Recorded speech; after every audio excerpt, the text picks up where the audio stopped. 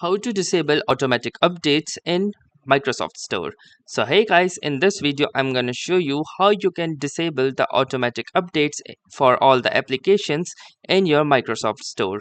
So if you have downloaded or installed any applications from the Microsoft Store, then you might have noticed that they update automatically without your permission each and every time they get a new update. So if you want to disable this feature and you want to save on your bandwidth and storage, then you need to follow the steps listed out in this video. So the first thing that we need to do is access our Microsoft Store application in Windows 11.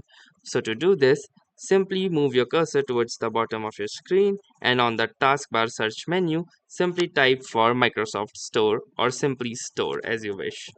So once I have searched it, you can see the Microsoft Store application present here under the best match. So simply click onto the Microsoft Store and it will open the Microsoft Store application for you. Now the next thing that you need to do is simply click onto a profile picture at the right corner. Once you will do this, you can see this following menu, and in this menu you need to click onto this settings option present at the last. Once you will do this, you can see that under the settings, the first option is app updates, which says automatically download and install app updates. Updates for system components are controlled by Windows Update.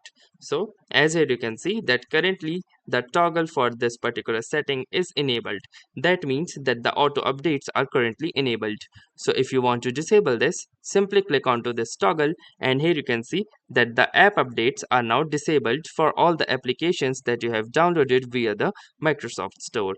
So once you have done this, you can simply close the Microsoft Store and it will be saved. And now you won't get any automatic updates for any applications that you have installed via the Microsoft Store.